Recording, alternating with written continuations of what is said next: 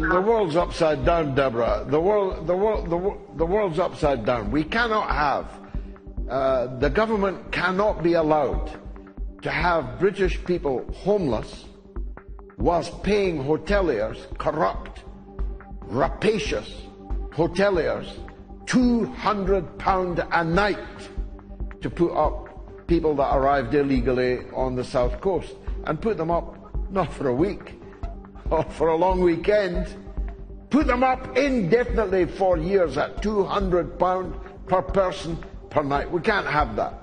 It's an extraordinary tribute to the patience of the British people that there are not Ballymena type riots going on across Britain all the time. It shows the truth of what I've always said, that though racism exists in Britain, it's by no means the worst on the European continent, and if you think Britain's racist, you never lived in France. So, tribute to the British people. But enough is enough. Keir Starmer has faced a serious political blow. In a live broadcast, George Galloway exposed information the Labour Party had clearly hoped would remain hidden. The disclosure was sudden and unflinching, presenting facts that immediately challenged Starmer's public image. What emerged was not routine political debate, it was a direct, highly damaging revelation with personal implications. The impact was immediate, sending ripples through Westminster and leaving Starmer's carefully cultivated persona under intense scrutiny. They all get put up in a hotel for years at £200 a night in public money. You cannot possibly tolerate that. It's astounding that it's been tolerated so far. But the fault lies not with the guy in the hotel. The fault lies with the politicians we elected that are allowing that system to continue, and continue over many years and different parties in government. Keir Starmer says he was going to smash the criminal gangs. When are they getting smashed, Keir?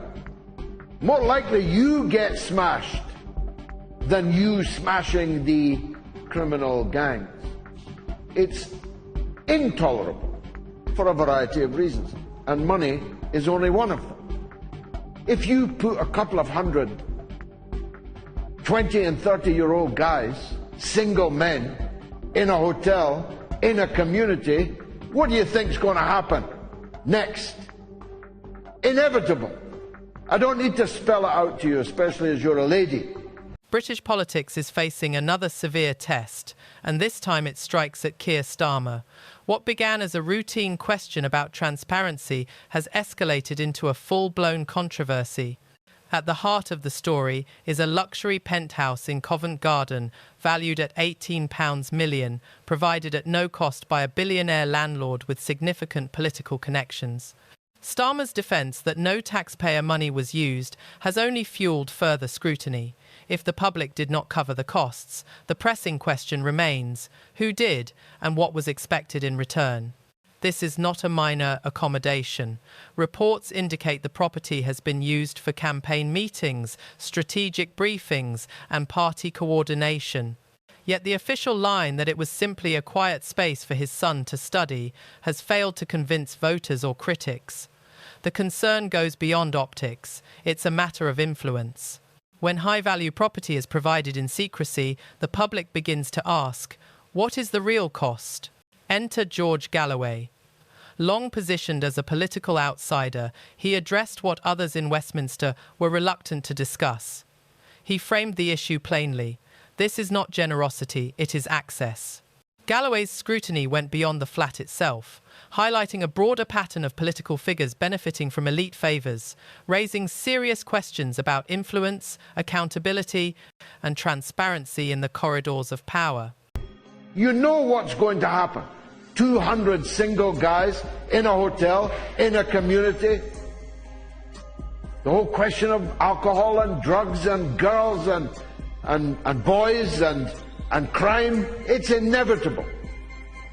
And so, for the sake of social peace in our country, for the sake of the safety of the refugees themselves, we need a different solution to this, and we need it now. because the height of the summer is not yet upon us. And at the height of the summer, that 1,000 a day might become 1,500, might become 2,000 a day. And we never know when the straw that breaks the camel's back. This is more than a scandal. It's a test of political power and influence. Allegations have emerged that Lord Wahid Ali, a media magnate and key strategist, may have provided Labour not just with financial support, but with direct influence over strategy and messaging. This goes far beyond routine campaign contributions.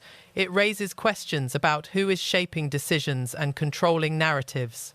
If true, the notion of Labour's independence is seriously undermined.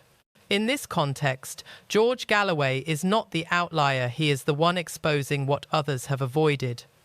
Under mounting scrutiny, Starmer responded, insisting no taxpayer funds were involved. Yet, that explanation barely scratches the surface. The issue is not about signatures on a cheque, it's about motive. Why would a billionaire provide resources, influence, and access to the party's inner circle without expecting something in return? That question now reverberates through Westminster and across the nation, with the silence on an answer speaking volumes. Breaking news for you, as if you thought the gravy train had hit the buffers. Well, it hasn't, ladies and gentlemen. More revelations from Keir Starmer. This morning he admits that he took £20,000 in donations from Lord Ali for accommodation for his 16-year-old son to study, in his words, peacefully for his GCSE exams. I presume this means that's part of the £20,000 that was racked up for using the apartment that Lord Ali has, £18 million apartment apparently, in Covent Garden, a penthouse. Now, previously they said they used that for meetings. Previously they said Keir Starmer worked there on the night of the election. Previously they said that this was a place that he used to use for planning meetings during the election campaign. Now he's saying it was for his son to study peacefully for his GCSEs. Well, I don't know how much peaceful studying he was doing while they're all having a party on election night. Really? Seriously? Starmer said somebody offered me accommodation. Somebody? You mean Lord Ali offered me accommodation where we could do that, and I took it up, and it was the right thing to do. No, it wasn't. The latest controversy gripping Westminster is more than just messy, it is politically explosive. At its centre, a luxury Covent Garden penthouse, a billionaire with long-standing Labour connections, and a Prime Minister whose silence speaks louder than any denial. Starmer now faces what no modern politician can easily survive, a collapse of credibility. This is not a modest residence. Valued at £18 million, the property has reportedly hosted campaign operations, strategic meetings, and party coordination. Yet Starmer maintains it was simply a quiet study space for his son, a claim that has failed to convince the public or his party colleagues. In a country where millions are struggling with basic costs, the optics of a billionaire covering the Prime Minister's rent and possibly more resonate as a stark demonstration of privilege, raising serious questions about influence and accountability at the highest level of government. Matter of fact, he delayed as long as he could and then beyond that which was acceptable to the parliamentary authorities, the depth, and I mean real depth, of his financial relationship with Lord Ali.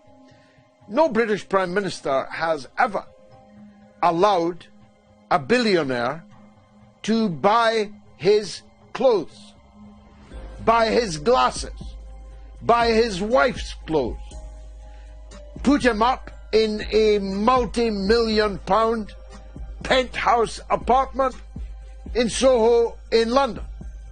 No British Prime Minister has ever had the kind of financial relationship with the billionaire Lord Ali that Keir Starmer has.